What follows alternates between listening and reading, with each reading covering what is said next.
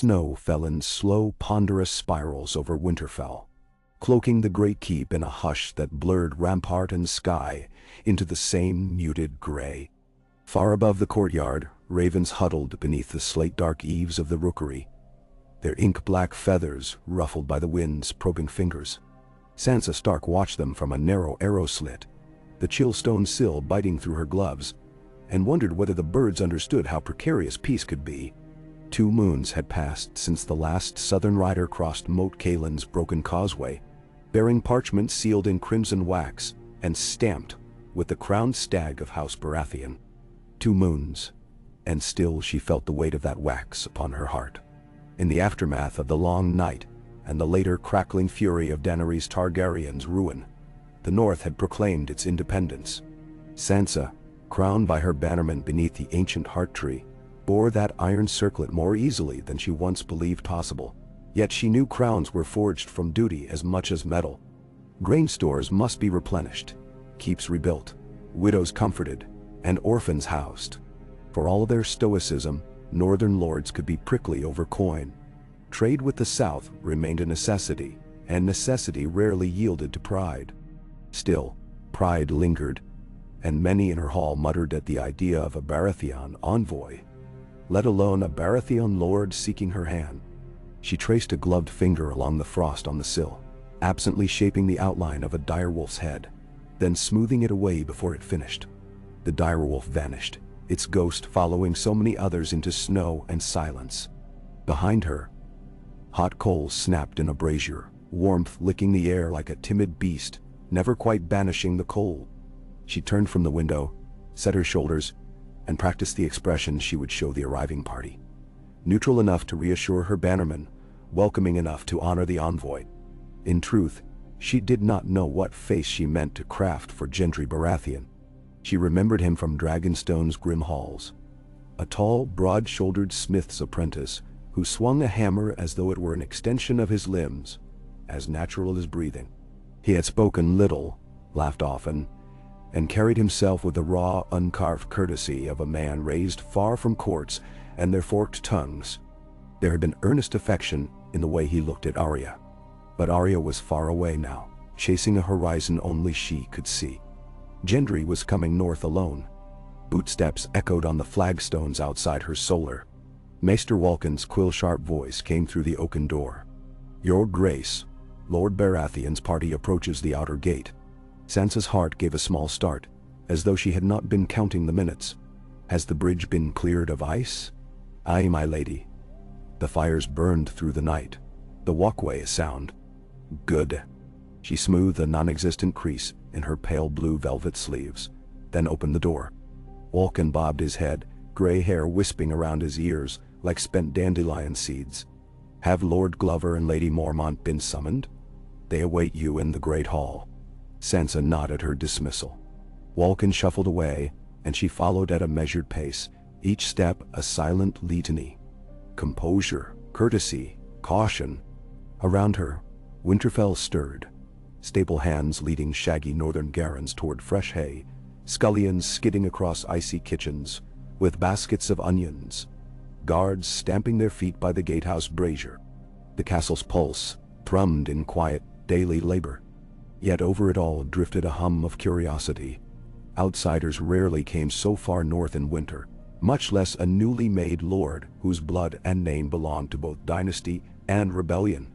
The main doors boomed open on a gust of wind laden with snow, scattering rushes across the flagstones. Sansa came to stand upon the dais beneath the battered direwolf banners.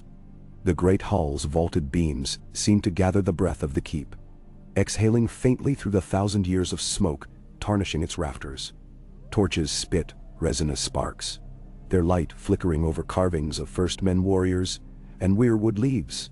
Northern lords arrayed themselves at tables. Galbart Glover, gaunt and iron-bearded, saved a grudging space beside him for the newcomer. Young Lady Lyanna Mormont, small as a sparrow yet fierce as a storm, sat upright in her high-backed chair, carved with the she-bear of her line.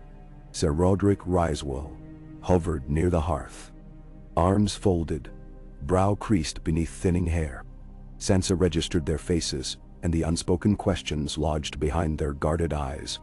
She felt oddly disembodied, as though some invisible seam had opened between breath and bone, allowing her to drift above the chamber. Observing herself, the red braid coiled over her shoulder, the circlet of hammered silver on her brow, the calm slope of her lips. The outer doors groaned once more. A flurry of snow gusted in, swirling around 3 figures before settling to the floor in trembling crystals. The tallest removed his hood. Gendry Baratheon's dark hair was wet with melted flakes, sticking to his brow in unruly curls. Beneath a heavy black cloak, trimmed in raw-edge fur, lay a doublet of deep green, the crowned stag of storms end embroidered in golden thread over his heart. Yet despite the sigil, despite the broad leather belt bearing a hilt chased in bronze, he still moved with the unassuming readiness of a smith. Feet planted, shoulders loose, hands empty. "My lords." His voice carried a gentle gravel, like stones turned by a river. He bowed low to Sansa. "Your grace." His breath misted before him, a white plume that vanished as quickly as it formed. Sansa inclined her head. "Lord Baratheon, Winterfell welcomes you." "Mentravin, Oryandi." He straightened. Their eyes locked. Hers a cool tully blue, his a summer sky hue darkened by wood smoke and steel forge. For a heartbeat, the clamor of the hall retreated. She glimpsed the memory of Arya perched on a battlement, wind tangling her hair as she teased him for staring, and the echo brought a pang that was half sorrow, half warmth. Gendry looked older now, though not in the way that age alone brings. Responsibility lined the corners of his mouth, and something thoughtful lurked in his gaze, as though he measured more than mere distance between dais and door. He gestured to the man and woman flanking him. Sir Harris Buckler, sworn sword of Storm's End, and Lady Ellen Caron, my aunt by marriage and counselor. They bowed in turn. Sansa offered a faint smile. "You find Winterfell's hospitality a poor cousin to what you know of southern courts, but our hearths are warm and our table stout." "Stout is welcome, your grace," Gendry answered. "A workman values a solid bench." A quick grin flickered, testing the humor of the room.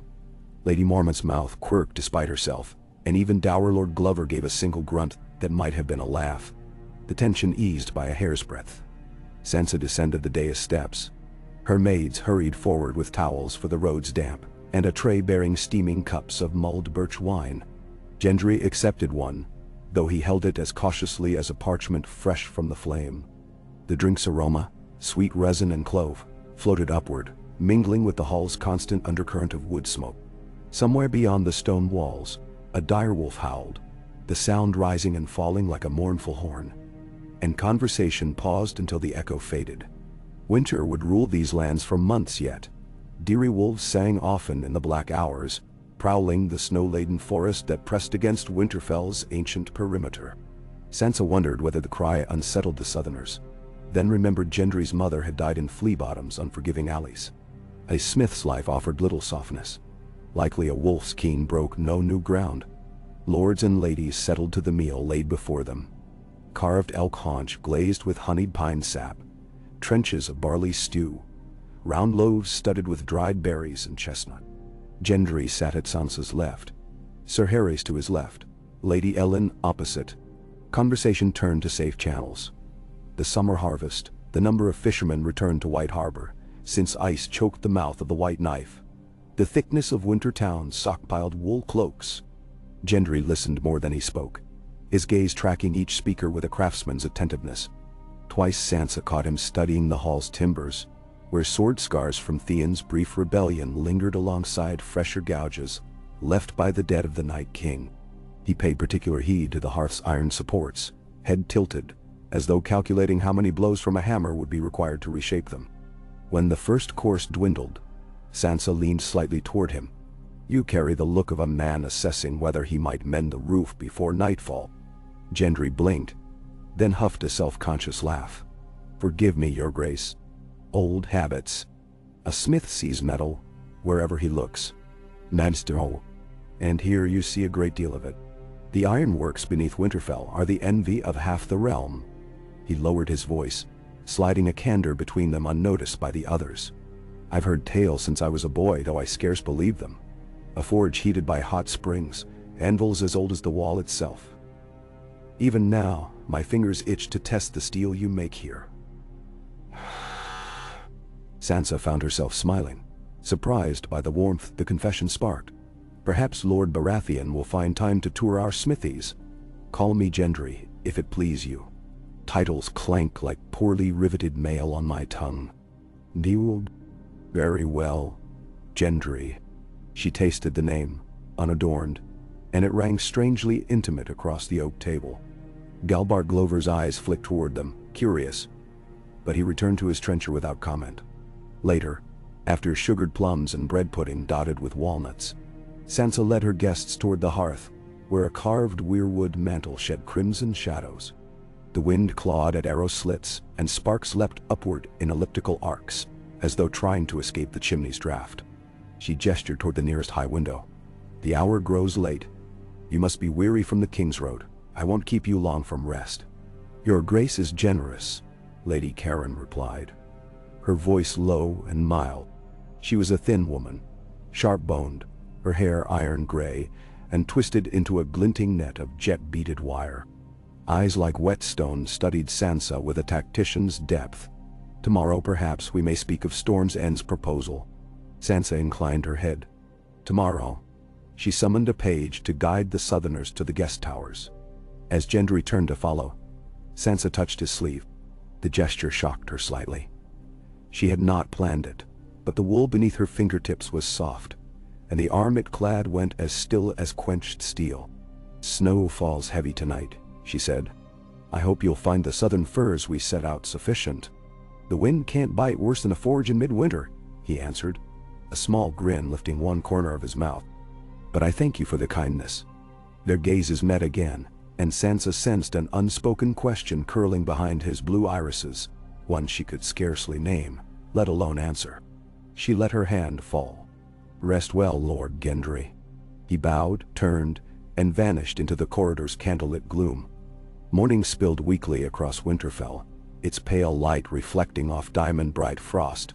Sansa woke to a hush, broken only by the distant thunk of axes splitting pine. She dressed in thick wool trimmed with fox fur, and made her way to the Godswood. She preferred the early hours beneath the red leaves, before council noise filled the air with disputes over grain tithes and road repairs. Even the chill felt gentler within the Godswood, the hot springs mist weaving around her boots like shy spirits, and the ancient weirwood looming white and patient. She did not expect to find Gendry there before her, yet she saw him through drifting steam, seated on a moss-soft stone by the pool, bareheaded. His cloak lay folded beside a leather satchel. He held something small in both hands, thumbs working with frowning concentration. She hesitated behind a snow-laden fern, then stepped forward, boots crunching. He rose quickly. Forgive me, Your Grace. The Godswood seemed quieter than the yard. Bendaranish. You're welcome here, she said. The old gods care little for ceremony. A smile ghosted across his face. Smith gods and tree gods, all the same to steel. She nodded toward his hands. What occupies you so early? He opened them. Resting on his broad palm lay a brooch wrought of blackened iron and polished bronze, shaped like a stag entwined with a direwolf. The metal creatures curved around each other, antlers and jaws, interlocking as though one beast chased another through time. Sunlight caught the tinier details. Filigreed leaves clinging to the wolf's tail, minute runes lining the stag's haunch. It was rough-hammered in parts, yet beautiful in its rawness, as though birthed from fire only moments before. I forged the halves on the journey, he said, voice quiet. Finished binding them after supper. I thought perhaps the Lady of Winterfell might permit a smith to place it upon her cloak. Sansa stared at the brooch, emotion climbing her throat. You worked through the night? A habit of mine. He shrugged. Heat from the south leaves you soft. Up here, the cold insists you move, else you freeze. Benderpenteru. She laughed softly, though her breath snagged. Without thinking, she unclasped the silver wolf's headpin fastening her cloak. Her hands trembled. She willed them still. Gendry stepped forward, large fingers deft despite their size, sliding the new brooch through thick wool. His knuckles brushed her collarbone. She felt the residual warmth of recently tempered metal radiate through the fur lining, as intimate as a whispered secret. The stag and wolf rested just below her throat. Rue, honest, fused. "It's not fit for a queen," he said, suddenly self-conscious. "It is," she answered, meaning far more than the words could carry. "Thank you." Snow sifted through the red branches overhead, settling on the pool in concentric ripples. A black-capped titmouse darted across the clearing, chittering, and fled into sky. Sansa lifted a hand to the brooch, tracing the ridges, marveling at the courage it must take to offer something forged of one's own sweat and midnight thought. She had been bartered as a maiden, traded as a girl, yet no husband had ever given her a gift wrought by his own hands.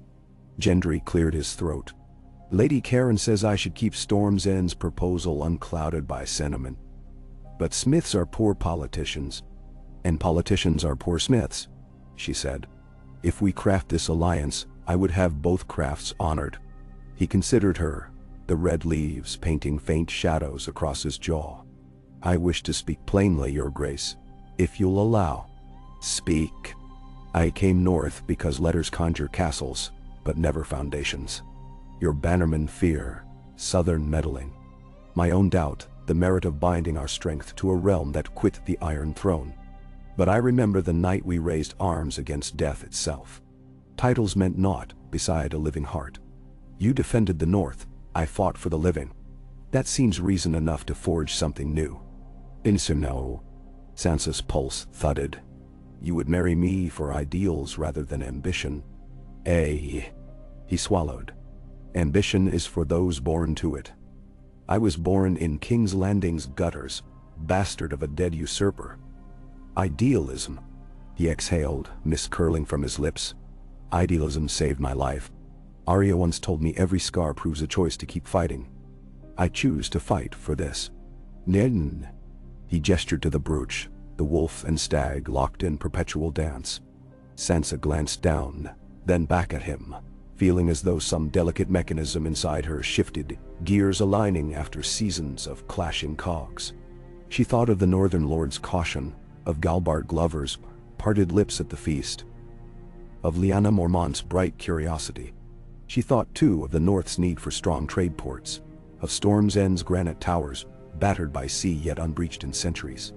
And beneath the ledger lines of politics pulsed something less quantifiable, the memory of a hammer ringing in darkness, a smith's earnest laugh, a wordless solidarity shared among the living on the eve of annihilation. "Walk with me," she said. They paced the Godswood path, steam twisting around them like pale ribbon. Gendry's boots left deep prints. Sansa's lighter steps filled partway with falling snow. She spoke of lumber shipments traveling the narrow sea to Tarth, of harbor tithes at White Harbor, of the possibility of joint patrols along the King's Road, to deter brigands emboldened by shattered warbands. Gendry listened, asked shrewd questions, admitted openly when numbers outpaced his schooling, and promised to bring Storm's End steward to Winterfell come spring. Throughout, his gaze never lost that concentrated gleam, like a man mapping the ideal swing of an arm before raising the hammer. When they returned to the Heart Tree, the sun hung higher, and bells rang from the tower calling council to order. Sansa paused by the pool, studying the weirwood's carved face, eyes blood-red, mouth parted as though to speak. She remembered sewing summer silks below Mother's gentle hand, remembered Father's booming voice beneath hall rafters, Bran climbing broken walls, Arya pelting through courtyards with wooden swords. Ghosts crowded the red leaves, yet for the first time in years, they did not feel like chains. Instead, they resembled guardians at a forge, tempering steel to purpose. She touched the brooch. "Gendry Baratheon, will you remain through the winter?" "I will remain as long as you ask," he answered simply. "Then we will let the snows test us." She met his gaze, steady. "If the brooch still links stag and wolf, when the crocuses push through the thaw, we shall speak of vows." Hope flickered across his face, quick, bright, swiftly banked. He bowed deep, placing fist to chest.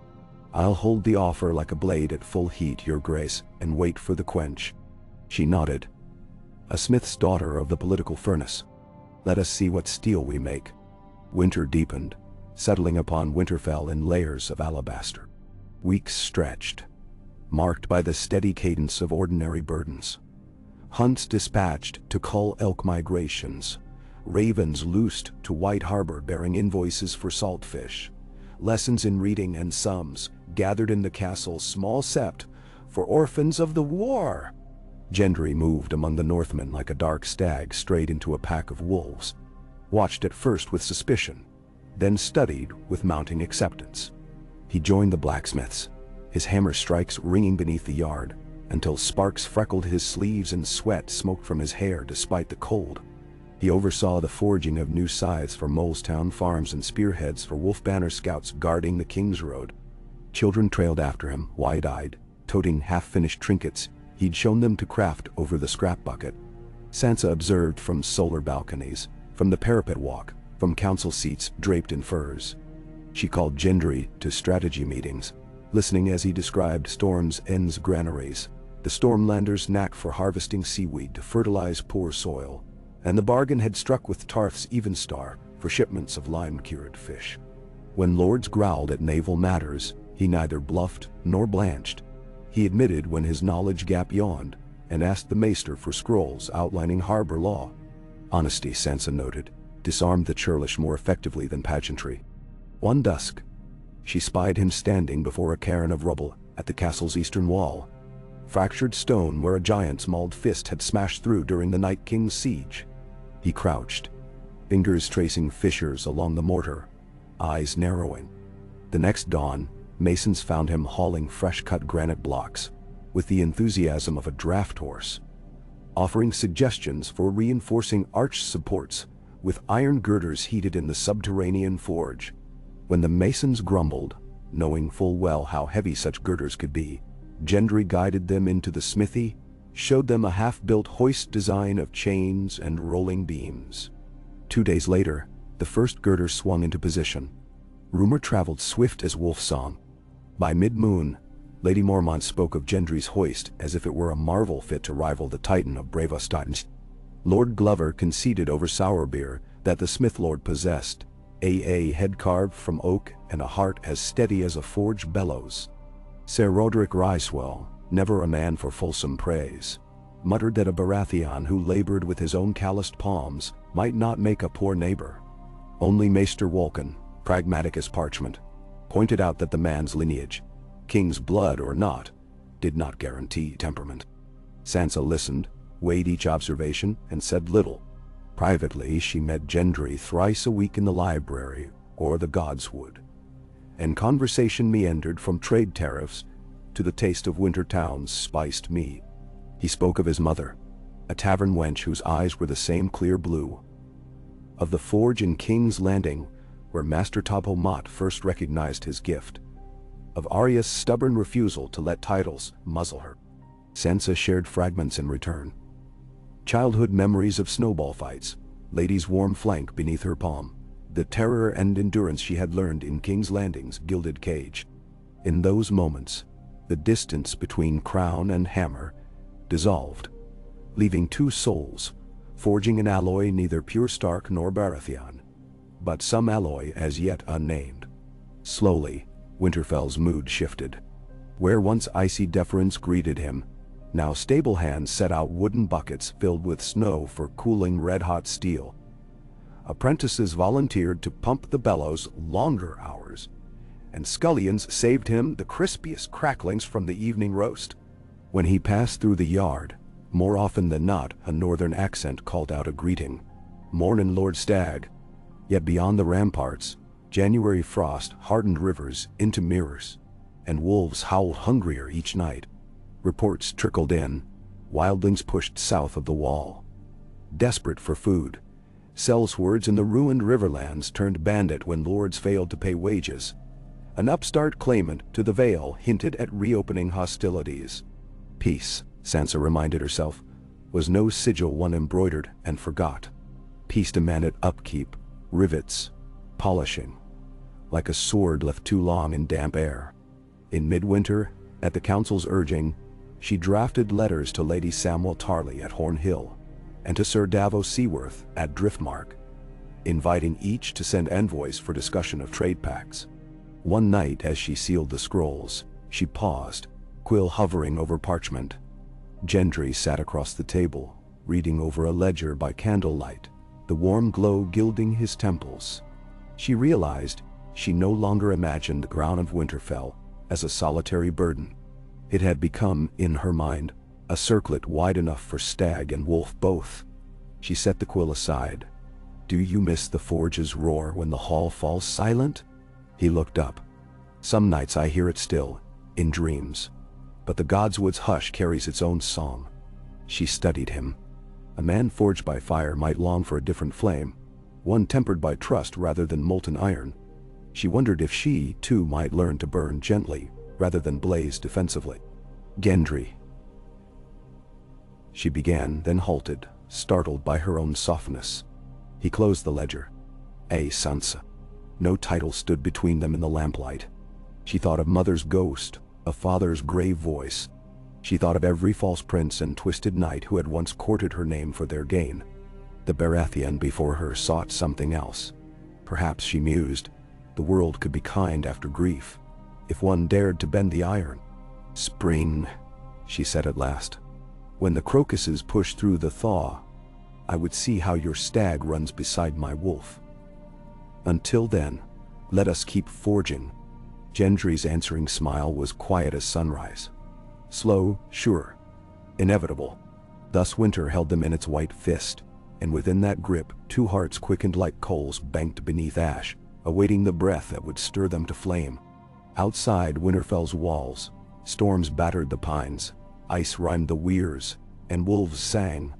But beneath stone and snow, somewhere between the ring of an anvil and the hush of red leaves, something stronger than either house alone began to take shape. A blade not yet quenched, a promise hammered and folded across long nights, awaiting the moment steel would meet water and emerge tempered for the battles to come. Now, they rose before dawn in the hush of the keep, guided by amber lanterns and the faint glow of hearth embers dying in the night's last hour.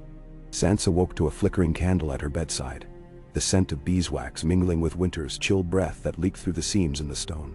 She felt the weight of the fur coverlet slide from her shoulders as she sat up, blinking at the quiet. In those first moments before the castle roused, she sometimes believed she could sense each heartbeat of Winterfell. Footfalls in distant corridors, wind sighing through arrow slits, the soft scuttle of mice behind walls searching for warmth. She dressed in layers of thick wool, pale gray with a trim of midnight blue piping along the sleeves, then drew on a quilted underskirt to guard against the freeze. Her cloak lay folded on a wooden stand near the hearth, pinned with the brooch Gendry had fashioned. Even in the half-light, she could see the gleam of metal, where the stylized stag and wolf twined together. She brushed her fingertips lightly across the iron and bronze, recalling the day he pressed it into her palm as an unspoken vow. The memory sent warmth through her veins. The fierce cold of the stone floor beneath her feet lost some of its bite. When she opened her chamber door, the corridor was almost deserted, except for a yawning guard leaning on a spear. He snapped upright at the sight of her, and she offered a murmured greeting and passed on. Here and there, candles glowed behind heavy doors, a sign of the castle's servants stirring to their morning tasks. As Sansa proceeded, the hush gave way to the subdued bustle of scullions and seamstresses, potboys hefting steaming pails from the kitchens, a stable hand carrying a crate of feed for the hounds. Everyone moved carefully over the flagstones, mindful that any misstep might send them slipping. Beyond the windows, the sky was a deep, velvety indigo, hinting at sunrise's approach somewhere behind the wall of clouds. She found Gendry and Solar near the great keep, poring over a spread of sheaves scrawled with the maester's quick notes. Measurements of stone blocks, tallies of nails and rivets, calculations of angles for the new hoist system. A single lantern stood on the table, illuminating the tension in his brow as he studied each figure. He looked up at the sound of her footsteps, and the tightness around his eyes relaxed, replaced by a half-smile that revealed a glimpse of boyish energy. "You're awake early," he said in a hushed tone. Sansa stepped closer, wrapping her cloak around her shoulders. I hope to speak with you before the day's chaos. Chaos indeed, he answered wryly, tapping the edge of one parchment. My ignorance of stone arches has never been clearer. I see the shape in my mind, but turning it into precise measurement, it's like forging in darkness. She observed the rough sketches. He had a sure hand for drawing. The arcs and angles resembled a stonemason's blueprint. Yet she spotted little notes in the margin in a rough script. He had scrawled out the steps for reinforcing crossbeams. A few of them crossed out as he rethought the design. It's impressive, she said honestly. You do the work of an architect as well as a smith. I do the work of someone stumbling, he corrected, though a trace of gratitude lived in his voice. But the masons are patient with me, and the hoist system worked well for the Eastern Wall reconstruction, so they trust I'm not entirely mad. Madness is no vice, so long as we rebuild the castle, I suppose. A gentle gust from the window ruffled the parchments. Gendry's gaze flicked to her cloak, and for a moment, the candlelight caught on the brooch. In the half-gloom, it glowed a faint copper. The stag and wolf locked in their eternal swirling embrace. His eyes softened. How does it hold? He asked, nodding to the metal. Sansa's voice was quiet. It holds well, though her words referred to the piece of iron and bronze on her cloak. She thought also of the bond they forged. Winter had not lessened its brightness. If anything, each day seemed to add a new layer of resilience, as though adversity hammered them both into surer shapes. A rap at the door broke the moment. Maester Walken stood on the threshold, carrying a quill and small ledger. "Your Grace, Lord Baratheon," he began. "The steward of Storm's End has arrived at the gates. His party traveled through the night to beat the worst of the snows." Sansa and Gendry exchanged glances. "I had not expected him for another 3 days," Gendry said, a note of surprise threading his voice. Maester Walken shrugged apologetically. "He made better speed than anticipated. Shall I show him to the Great Hall, or would you prefer the Solar?" Sansa considered. The steward, presumably, had come to finalize trade negotiations, or to bring new proposals from Storm's End. Word of the prospective alliance had already reached every corner of the north, so there was little sense in hiding the discussion behind closed doors. Yet she did not wish to make the man feel publicly cornered or forced to speak under the watchful eyes of so many northern lords. Have him shown to the library antechamber, she decided. We'll host him there by the hearth, so he may warm up from the road. Serve mulled wine and bread. Walken nodded and hurried off. Gendry gathered his parchments, slipping them into a leather folder. "I suspect he comes with a new tally of Storm's End's resources," he said. "It'll be good to see if my memory of the storehouses was correct." "We'll match their supplies with ours," Sansa agreed. "We have plenty of timber. It's the iron nails we might need more of if we keep rebuilding at this pace. There's a mine near Tarth that might help," Gendry offered. "If we can arrange safe passage along the coastal road." Sansa recalled the snaking line on her maps, hugging the storm-lashed coast. She remembered too well how bandits prowled the riverlands. "We'll see what we can coordinate. Safety always grows uncertain in winter's heart. Brigands grow desperate." They walked together to the library, footsteps echoing in the silent hall. A pair of guards stood watch by the double doors. Inside, the antechamber glowed with lamplight and the gentle crackle of a fresh-lit fire. Benches arranged in a semicircle faced the hearth, and a small table to one side bore a pitcher of mulled wine and trays of honey biscuits. The steward waited beside a window, his cloak dusted with snow and his face reddened by cold. He was a short man, balding around the crown, with skin weathered from years of outdoor work. At the sight of Sansa and Gendry, he gave a courteous bow, one deep enough to convey respect, though not so low as to imply subservience. "Lord Baratheon, your grace," he said, straightening. His accent carried the flavors of the Stormlands. A clipped directness. "Apologies for the unannounced early arrival. The roads were kinder than we expected." "Nan?" "You're welcome, steward," Sansa replied, gesturing him to one of the benches. "Please warm yourself. We are grateful you've come safely." He smiled, though a bit stiffly, and settled on the bench. One of the castle servants stepped forward to pour him a steaming cup of wine. Gendry remained standing near the fire, arms relaxed at his sides, but Sansa noticed his shoulders had tightened slightly in anticipation. "I am Orys Wilde," the man said at last. "Steward of Storm's End, first appointed under Lady Shireen Baratheon's short reign, and maintained by the grace of Lord Gendry when his lordship was granted the seat." He said it with a formal ring that suggested he'd recited that introduction many times, perhaps to doubters in the southern courts who questioned the new Baratheon's legitimacy. Sansa inclined her head. "And you have served diligently. We know your record from the accounts Gendry shared." If Gendry noticed the steward's practiced tone, he gave no sign. "What news from Storm's End?" he asked, stepping forward, voice low and warm with curiosity. "How fares the garrison?" The ravens to Winterfell were fewer than I'd hoped as winter set in. Orys Wilde managed a hint of a wry smile. "We wrote a letter each fortnight, my lord, though I suspect the storms battered more than a few ravens off course. The garrison is strong. 200 men, well provisioned. A smaller retinue patrols the coasts, ensuring no smugglers sneak in or out. The seas are treacherous, but so far, no major incidents. The small folk remain uneasy, as always, but the repairs to the outer curtain wall have heartened them. That wall nearly collapsed during the war. Repairs are expensive, but well underway." As he spoke, he drew a small ledger from the satchel slung at his hip. Opening it, he ran a finger along neat rows of figures. "Our harvest this year was modest, but sufficient.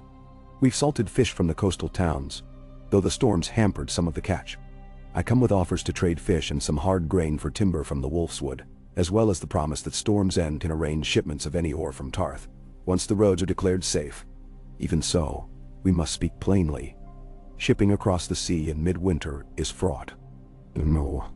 Sansa sank onto the bench across from the steward.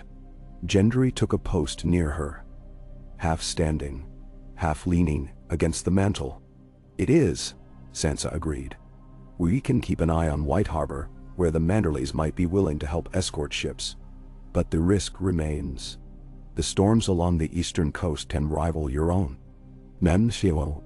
"They do," Orys said. His gaze slid to Gendry. "I do not doubt your hammer arm, my lord, but hammering the weather into submission is beyond even your skill." Gendry snorted, and the tension eased a notch. "I'd not try. The storms taught me humility soon enough." "Nevertheless," Sansa said, "we have an interest in forging these trade routes. If the sea proves too perilous, the King's Road might remain an option, though it's also not without hazards. I'd like to hear your suggestions." "Orys," the steward adjusted his ledger. "I traveled with a small guard, 5 men, and we met only scattered bands of travelers on the way north. The distance is great, but well patrolled near the Stormlands. Further north it's less certain. The crossing at the Trident is a concern. Much of the region remains in disarray." Sansa nodded. "Lord Edmure Tully attempts to restore order, but the Riverlands are scarred from multiple wars. Brigands roam the forests. I can send a raven to River Run, requesting an armed escort for supply trains. We can offer coin or reciprocal escort from the north. If we work together, we stand a better chance of securing the roads." As the conversation wove on, Gendry occasionally contributed a memory of the storms he once weathered as a blacksmith traveling with the Brotherhood, or as part of King Robert's bastard brood, who had no real station. The steward listened respectfully, though he wore an expression suggesting each mention of Gendry's past reminded him that his lord was not born and bred to high-seat living. Yet Sansa noticed that the man's respect for Gendry's practical knowledge was genuine. Orys listened attentively, acknowledging that cunning and resourcefulness could bridge many a gap in formal education.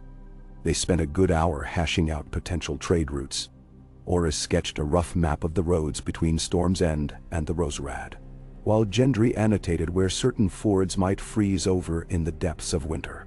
Sansa mentally calculated how many men she could spare from the North's battered forces to protect caravans. Even Lady Mormont's small but fierce retinue couldn't patrol every league. But perhaps if they employed archers from House Glover or gained cooperation from House Serwyn, the burden could be shared. In time, the forging of a new axis between the North and the Stormlands might bolster both realms' safety. When all the major points were covered, Orys Wilde closed his ledger and set it aside. He regarded Sansa directly. "Your Grace, I trust you know how deeply grateful we are for your courtesy in welcoming me. The moment I arrived, stable hands tended our horses, and the men were shown warm bunks in the guest towers. Storm's End has not always known such an open hand from the north, especially not while the realm was still under the Iron Throne. But now," he cleared his throat, "we appreciate it." She inclined her head. "The North looks after its allies. The success of one house strengthens the other, if the bond is true." He allowed a small, polite smile. "Well said, Your Grace." Then he shifted on the bench. "If I may speak more boldly, there are rumors in Storm's End that the prospective alliance between our houses might soon blossom into a union. I cannot pretend I have not heard the talk. That Lord Baratheon's presence in Winterfell is more than mercantile arrangement.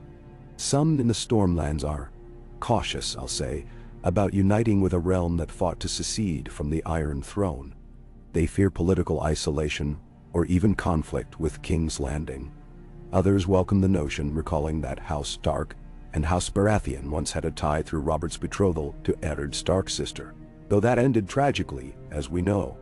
I do not presume to tread on private matters, but I wonder if I might glean from you how soon Storm's End should prepare for a formal betrothal." The question hovered in the lamplight, sharp as a drawn blade. Sansa sensed Gendry's stance shift near her. She could almost feel the flicker of tension radiating from him. They had chosen to let winter test them, forging a bond as carefully as metal in flame, but the world's eyes turned toward them, impatient for an official vow. The knowledge prickled in Sansa's chest. She folded her hands in her lap, careful to keep her tone measured. "Steward Wilde, you speak out of concern for your people, and I respect that. Know this, our discussions here in Winterfell have grown from practicality and from mutual respect. We are not ignoring the question, but neither will we rush an announcement untempered by time. The season remains harsh. Let spring come. Let us see these trade agreements laid. Then we may indeed speak of something more lasting." Oris pressed his lips together as if to weigh her response. At length he inclined his head. "I see, and we shall convey that news discreetly, though I confess, rumors have a life of their own." Sansa agreed, a faint wryness creeping into her voice. "But let them take the form they will. Perhaps in the end, the truth will shine clearer for being tested by winter's dark." Gendry spoke then, his voice resonant. "We are forging something that we want to endure. That requires patience. You can tell the folk of Storm's End that I have not forgotten them, nor the oath I made to stand for them. My banner flies in the yard here, but my heart has not left the Stormlands." Oris nodded, seeming satisfied. "Very well, my lord." With that, the steward rose, bowing to them both in turn. Sansa and Gendry accompanied him into the hall, where a castle servant led him toward the guest quarters. As his footsteps receded, Gendry exhaled, shaking his head ruefully. "He's an efficient man, always has been. But I can see that Storm's End's courtiers feel the strain of an uncertain future." Then Sansa walked alongside him, their feet echoing on the stones. "The North feels it as well. Lord Glover has questioned me thrice about the possibility of southern entanglements. If we come under threat from King's Landing, or if the Vale grows bold, he wants to know who will stand with us. Ties to Storm's End offer strength, but also potential enemies." They paused by a narrow slit window, its view obscured by a swirl of falling snow. Gendry watched the flakes spiral. "I hate politics," he said softly. "But I know we can't avoid it. You command the North, Sansa." I paused, frowning as if searching for words he rarely needed. "I only want to do what's right. Not to tear the realm apart, but to make something better. It was so simple before. Fight the dead. Live. We lived. But now the new war is waged with parchment and borders." The wind rattled the shutters, gusts humming like voices of old ghosts. Sansa placed a hand on his forearm. "We'll manage it," she said. "We've survived worse." He turned his gaze from the window to her face. Their eyes met, a shared gravity passing between them, and in that moment, She believed that forging an alliance of hearts might be simpler than any tangle of trade routes and tolls. Near midday, the castle stirred with greater energy. The courtyard rang with the clang of practiced swords and the bellowed orders of Sir Roderick Riswell, who had taken over training of the younger squires. Gendry joined them briefly, instructing the new recruits on basic hammer stances, though most found the weapon unwieldy. The sight of him guiding a gawky squire through each step, hand at the boy's elbow, voice patient, drew many watchers. Some of the older knights shook their heads at such an unorthodox approach. But when the youth struck the practiced dummy with surprising force, a cheer went up from the courtyard. Sansa passed through on her way to meet with Lady Mormont and Lord Glover about the matter of farmland near Widow's Ford. She paused at the dais overlooking the yard, catching Gendry's eye. He gave her a quick nod as though to say, "I'll finish here soon." She continued on, summoning her resolve for the fractious negotiation ahead. Winter had stoked tensions among the lesser houses. Farmland disputes were as old as the North's first settlers, but a lean season sharpened them. Only calm conversation and a firm show of authority could settle them now. The day crawled by in a haze of voices. Papers were signed. Tempers rose, cooled, rose again, then cooled. By the time Sansa emerged in the early evening, the wintry sun hung low over the battlements, staining the sky a muddy orange. She found the great hall stirring with preparations for supper. Banners hung from the rafters. House Stark's direwolf, House Mormont's bear, House Glover's mailed fist, and now the crowned stag of Baratheon, newly stitched by the castle's best embroiderers. They had hung that banner carefully near the dais, smaller than the direwolf but no less visible. She moved to her private solar, seeking a moment's quiet. The solar's hearth crackled with fresh logs, and she sank into the high-backed chair near the fire, letting the warmth soak into her bones. For a few heartbeats, she listened to the wind moan in the chimney, letting her mind drift. A memory surfaced. The days in King's Landing when she had sat as a frightened hostage in the Red Keep, desperate to find some corner of safety. There, the firelight had never felt comforting. It had cast flickering shadows that seemed to mock her. Here, in Winterfell, the same amber glow offered solace. After a time, she rose and circled the desk, scanning the small stack of letters that awaited her seal. One was from Bran, responding to a prior raven of hers, though his words were as enigmatic as ever. He said the snows were thick beyond the wall, and the wildlings roamed freely under the broad sky. He mentioned old tales swirling near the haunted forest, but gave no further detail. Another letter came from Samuel Tarly in Hornhill, congratulating the newly independent North on fortifying its boundaries. He also wrote that Gilly had given birth again, a sturdy girl. Sansa smiled at that. Life goes on, she thought, even in the midst of battered realms. Her eyes were heavy with the day's weight when a gentle knock sounded at the door. She bid entry, and Gendry stepped through, snow dusting his shoulders. He stamped his boots on the threshold before shutting the door. The evening light playing across the side of his face cast half of it in shadow, half in gold. He carried a small cloth bundle in one arm, carefully balanced. "I thought you might not have eaten yet," he said, almost shyly. "The kitchen served supper in the hall, but you were locked in negotiations, so I asked cook for something warm to bring up to you." Curiosity sparked in her. "Thank you. Truly, I had no appetite during the council, but now that it's done, I find I'm starving." He grinned, setting the bundle on the table. Within, wrapped in linen, lay 2 steaming bowls of venison stew with thick gravy, plus a round of crusty bread. The scent of rosemary and peppercorn drifted upward, making Sansa's stomach clench with hunger. She exhaled with relief. "Oh, that smells heavenly." Cook outdid herself. "Men, might I join you?" Gendry asked, a little uncertain, as if realizing only then that he had brought 2 bowls uninvited. "There's more than enough in the pot, but I was in the yard all afternoon and—" "Of course," she said, gesturing to a second chair by the hearth. "Sit." He pulled the chair near the low table. They sat close enough that the heat from the fire wrapped them both in a soothing blanket. Sansa tore a piece of bread and dipped it in the stew's thick gravy, savoring the rich flavor. Her eyelids felt heavy with the day's burdens, but in Gendry's presence, she found a measure of ease. He ate with the direct, hearty appetite of a man who grew up uncertain of his next meal. She liked that he did not feign courtly mincing at table. For a while, they ate in silence. Outside, the winter dusk settled, painting the window an inky blue. At length, Gendry spoke, voice low. "I see they've hung the stag banner in the great hall. Strange sight to me. I never expected to see that sigil so far north." Sansa smiled slightly. "It's a good sigil. One that stands for Storm's End's proud resilience. Nanodorain." He huffed a half-laugh. "Robert's banner once flew over King's Landing, but I was too young to understand the weight of such a thing. Now I see it in Winterfell, and I can't help thinking about how odd it is that bastard that I was, am cause for its presence here." "It isn't odd to me," Sansa replied, setting her spoon down. "Perhaps it's the natural arc of events. Houses rise, houses fall, and new branches of old lines take root in unexpected places." He studied her. "Stew forgotten. Does that worry you, Sansa? That what we're doing might be as fleeting as all the other alliances we've seen crumble?" "Benanti," she considered.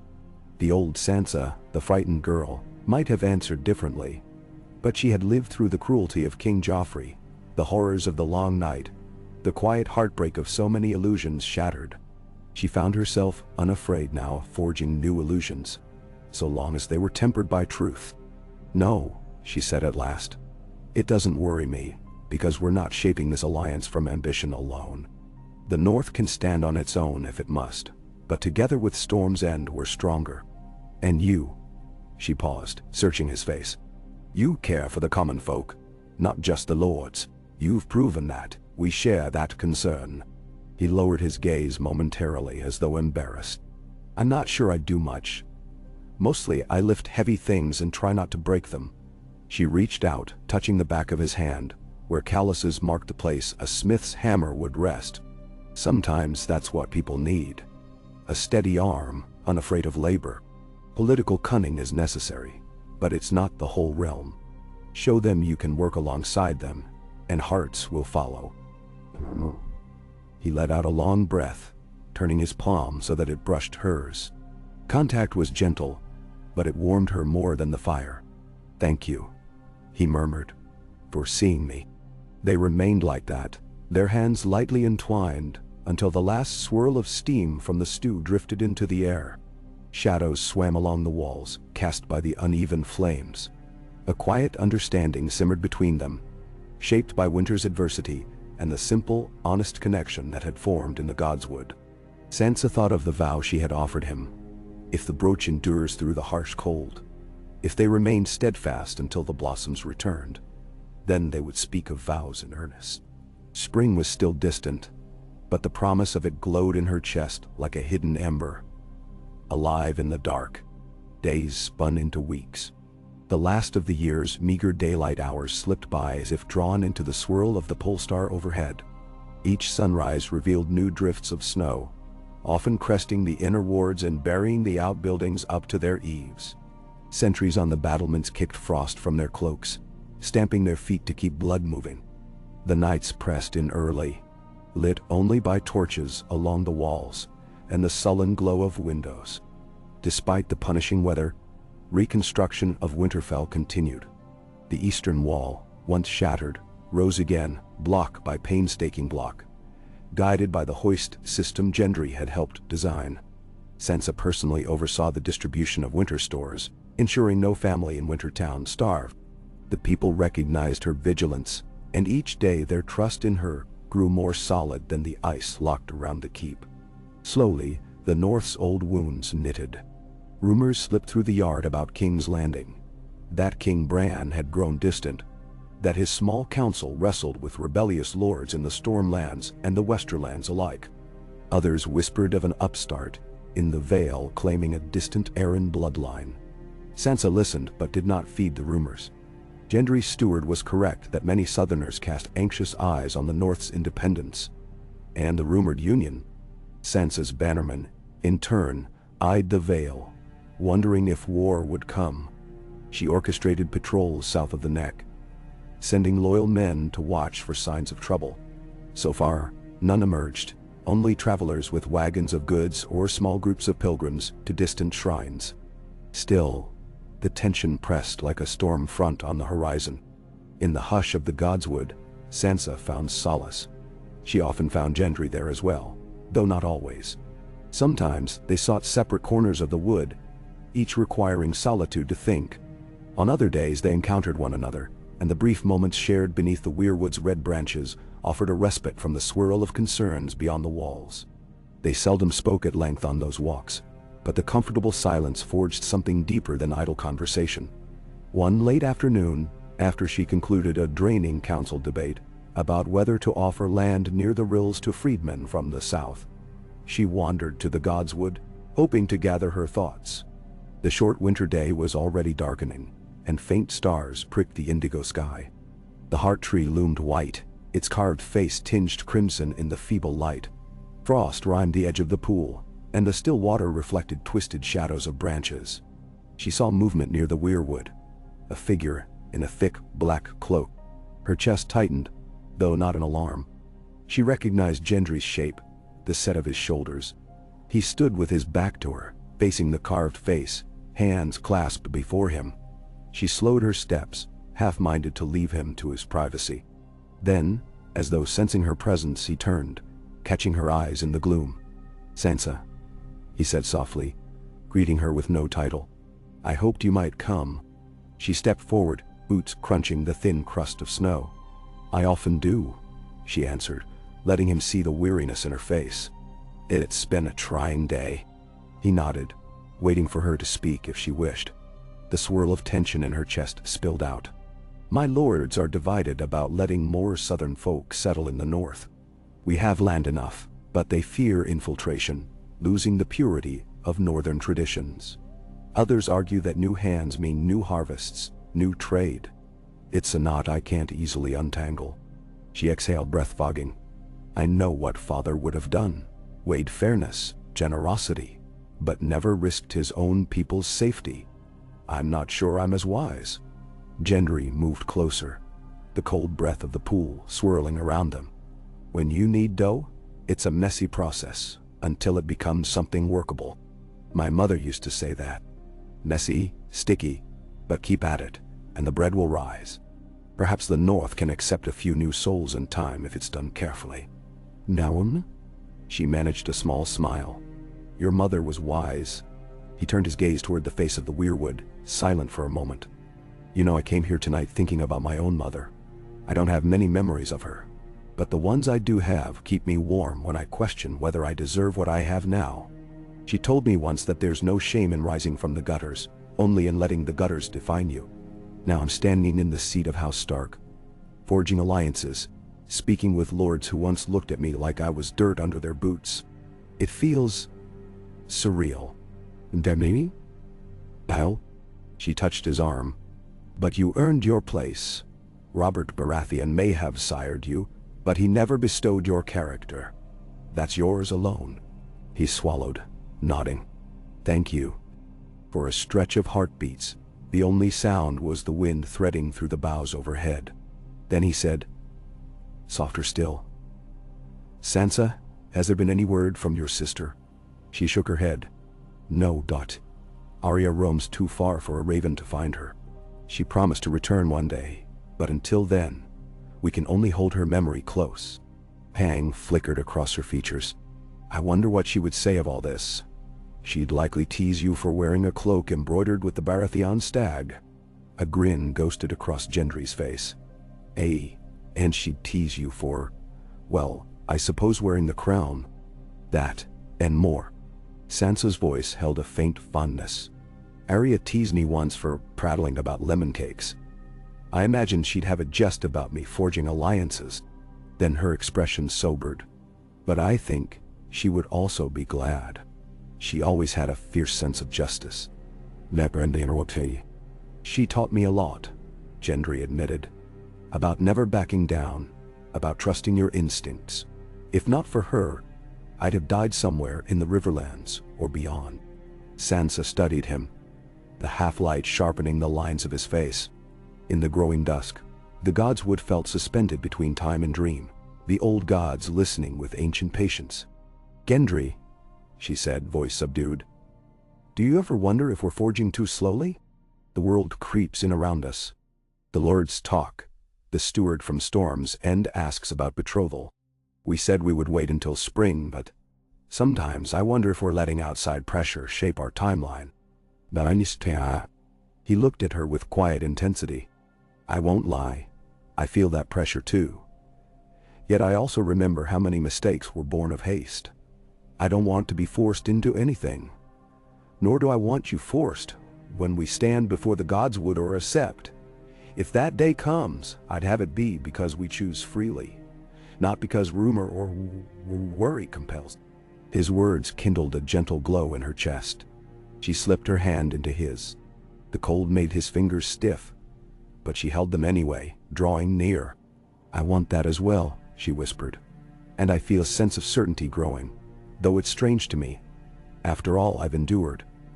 A certainty that this alliance is more than political. Does that frighten you?" He shook his head, earnestness shining in his eyes. "It doesn't frighten me at all." Then, with a self-conscious half-chuckle, he added, "Well, maybe it does, but only in the sense that it's important. Things that matter most always carry the greatest risk." She squeezed his hand.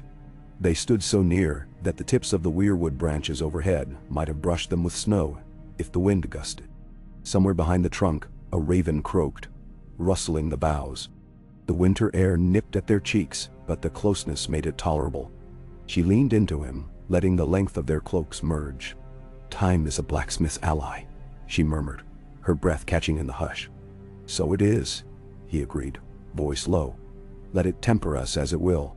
They stayed there until the light had fully ebbed, and the sky above turned star-pocked and vast.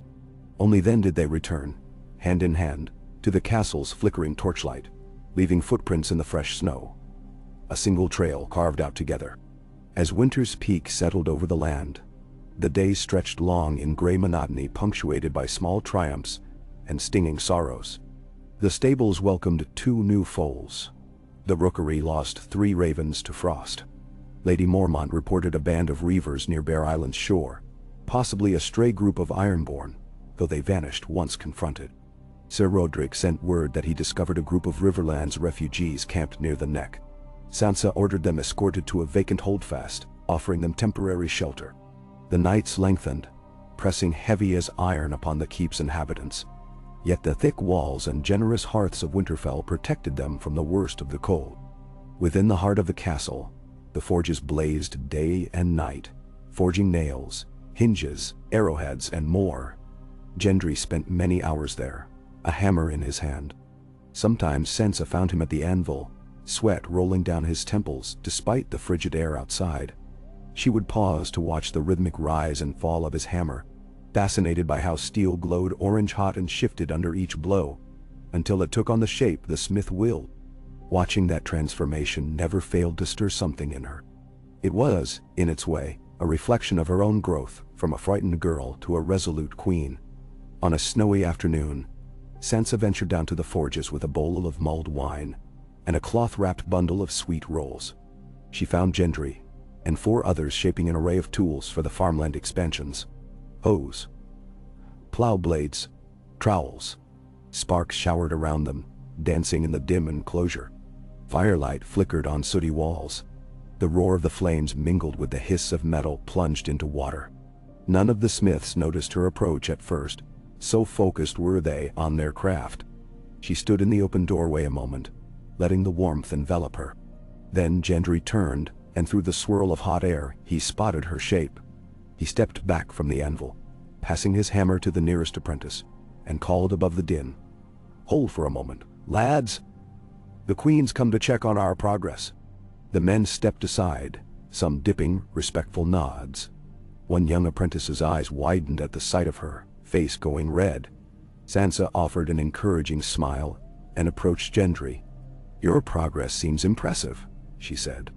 "I'm only sorry to interrupt, but I brought refreshments." At the mention of refreshments, the apprentices brightened. Gendry guided her to a side bench, where she set down the sweet rolls and mulled wine. The air brimmed with the tang of hot metal and charcoal. Sweat beaded Gendry's forehead, streaking soot across his cheeks. He still wore a heavy leather apron over a thick wool tunic, its sleeves rolled up to expose muscular forearms dusted with sparks. "You'll spoil us," he teased, taking a cup of the wine. "We'll grow too comfortable." She brushed a speck of soot from his brow. "Hardly. You labor in this heat, forging half the tools needed for the North's recovery. A sweet roll and spiced wine is the least you deserve." "Now." The other smiths murmured gratitude, and Gendry helped distribute the rolls. For a time, they stood around the bench, gulping wine to slake thirst and devouring the pastry. Conversation was brief but friendly. Sansa asked each man his name, learning where they hailed from. One was from White Harbor, another from Baratheon, and the apprentice from a village near Torrhen's Square. All had come to Winterfell for work, and the chance to learn from the famed smith whose hoist design was rumored across the north. Pride glimmered in Gendry's eyes, tempered with humility. A few minutes later, they finished and returned to their tasks. Sansa lingered, stepping carefully among the anvils to watch Gendry reheat a bar of raw steel. The glow of the coals tinted his face, and sweat glistened in the dip of his collarbone. She rarely saw him so thoroughly in his element, commanding the metal with sure, unhurried strikes. He tapped the steel with measured force, flipping it, shaping it. Each ring of the hammer resonated in the enclosed space. Gradually, the steel bar took the form of a trowel head, edges flaring outward. When it reached the right shape, he plunged it into the quenching tub. Steam billowed, and a hiss cut the air. Then he withdrew it, carefully examining the color. Sansa could almost taste the iron on her tongue. At last, he set the newly forged trowel head aside on a cooling slab, and looked at her, chest heaving. "What do you think?" he asked, wiping sweat from his brow with the back of his arm. "It's remarkable," she replied, sincere. "I knew you were skilled, but seeing the process firsthand, it's almost like magic." He chuckled. "No magic, just muscle, fire, and the will to shape. You could learn it, if you wished."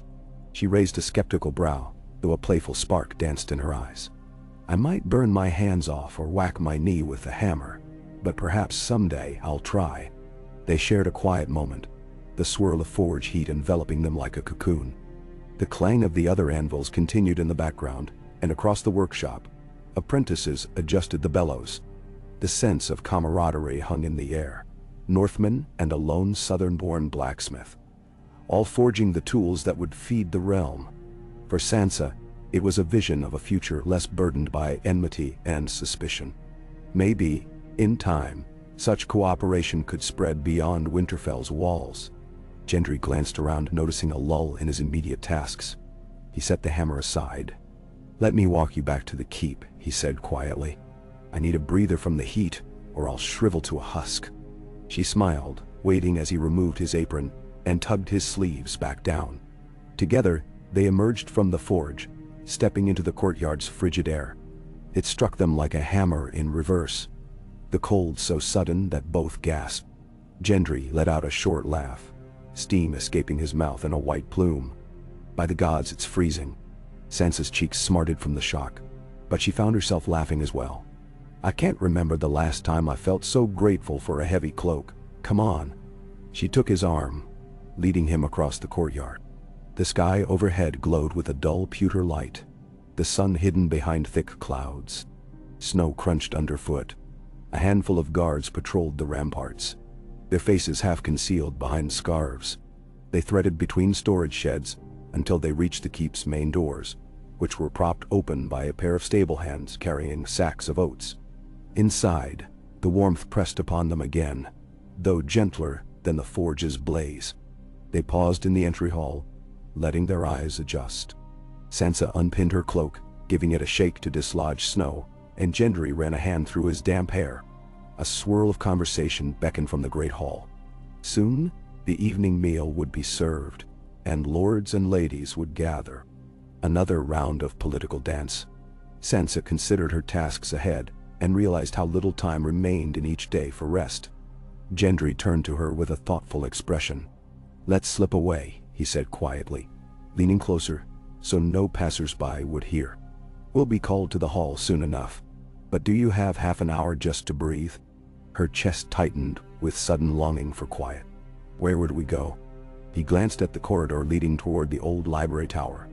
There's a small walkway above the east walls, near where the new stones are placed. The view might be worth a quick look. If you can endure the cold a bit longer. She felt a spark of excitement, a moment of stolen freedom. Then let's go, before anyone notices. They made their way through side corridors, past a winding stair, and then onto the wooden scaffolding erected by the masons. The wind whistled, and their boots scuffed thick planks dusted with snow. From this vantage, they could look down upon the half-rebuilt ramparts and the yawning winter landscape beyond. Fields laid bare, the black silhouettes of winter-stripped trees.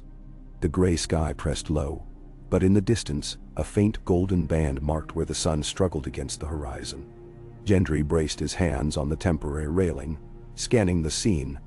"It's bleak," he said softly, "but also beautiful. When I was a lad, I never saw beyond the slums of King's Landing. Gray rooftops, smoky air. This is a different world." Sansa stepped beside him, her cloak billowing in the gust. She gazed out at the frosted wilderness. The North has its stark majesty. In winter, it tests us. But come spring, it will burst with life again. He glanced at her with a small smile. "I hope to see that spring. I hope to see the crocuses you spoke of pushing through the snow." They shared a loaded silence, each remembering the vow. Come spring, if their bond held, if the forging proved true, they would speak wedding words. She laid a hand on the railing, feeling the rough wood under her palm, the swirl of cold air tangling her hair. "I think you will," she said quietly. "No, I know you will." He turned fully to face her, the wind tugging at the edges of his cloak. "Then let's endure winter for as long as it demands. And when the thaw comes, we'll stand beneath the heart tree, if that's your wish." Her pulse fluttered. "That is my wish," she said, voice soft as falling snow. A gentle flush warmed her cheeks despite the icy breeze. "And beneath its red leaves, we'll shape a future that honors both the North and the Stormlands." He reached for her, hesitating only a moment before his gloved fingers found hers. Together, they gazed out over the pale expanse that was the North in winter, an endless stretch of white and gray that seemed to merge with the sky. Below them, stonemasons and laborers carried on their work, forging the castle back to wholeness. The hush of fresh snowfall drifted across the walkway, settling on the scaffolding, the railing, their cloaks. In that stillness, the promise they shared felt as real and tangible as the newly quarried stone.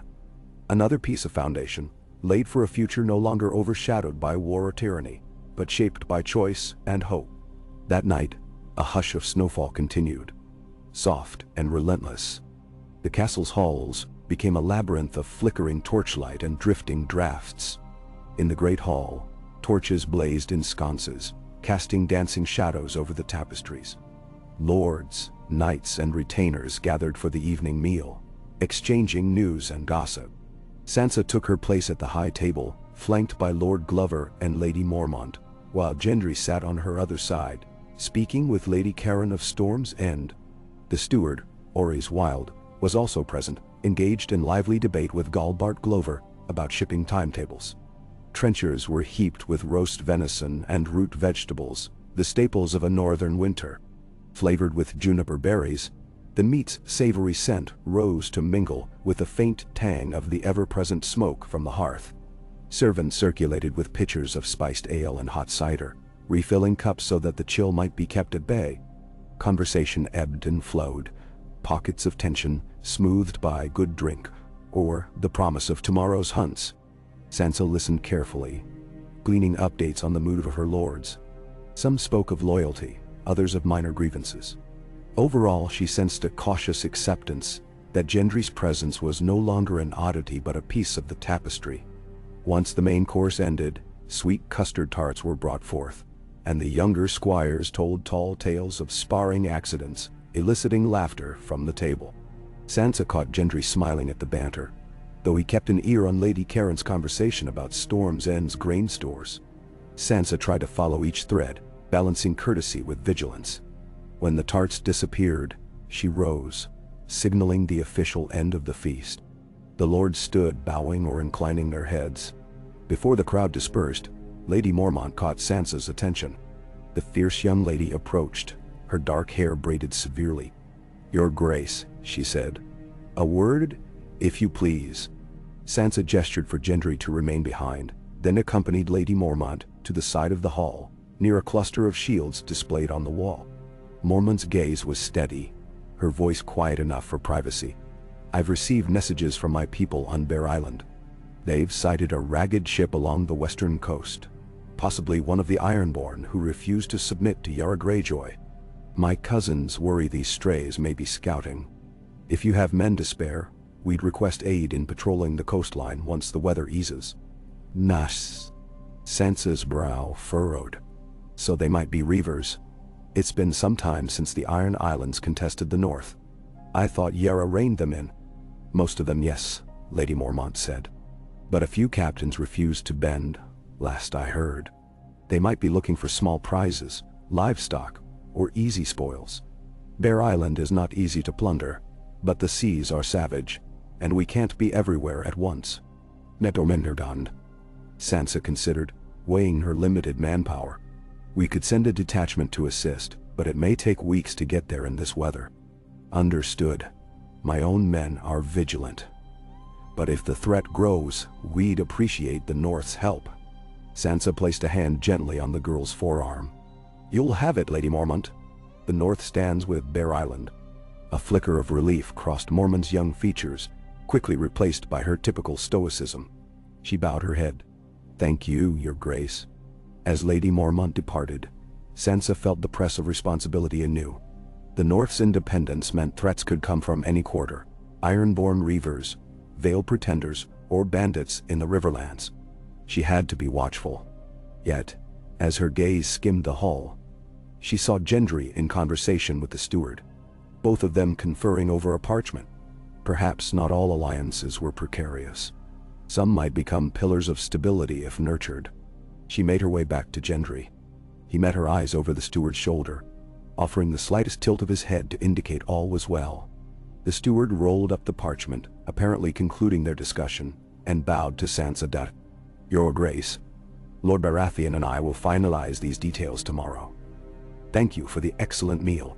Sansa inclined her head, feeling the swirl of fatigue behind her eyes. "We appreciate your willingness to be thorough, Master Wild."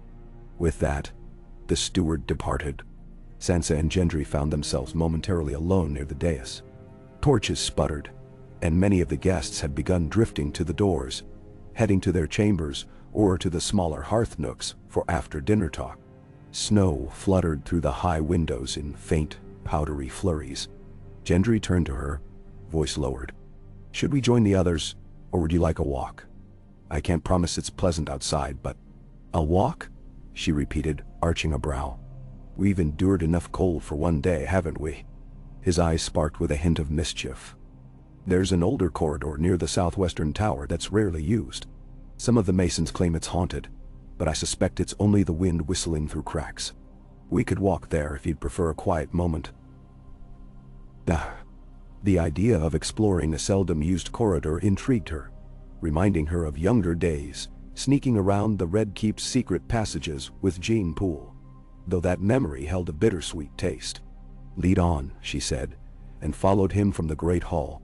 They climbed a spiral staircase, passed along a narrow hall lit by sputtering torches, and emerged into a cross corridor that carried a distinct draft. The walls looked older here, less frequently maintained, with stones sporting more cracks. Cobwebs drooped from the corners, and the floor was cold enough that Sansa felt it even through her thick shoes. Only a few wall sconces provided light, leaving patches of deep shadow. The wail of the wind outside seeped through invisible gaps, making the corridor sing with low moans. "Well," she said under her breath, "I see why they say it's haunted." Gendry's grin was sheepish. "If it is, we'll face the ghosts together." They walked slowly, their breath fogging. The corridor ended at a small landing, where a narrow arrow slit revealed the swirl of snow beyond. Beneath that window a stone bench jutted from the wall, half draped in cobwebs, half covered in dust. Sansa hesitated only briefly, then used a corner of her cloak to brush away the worst of the debris. She sat, pulling the cloak tight.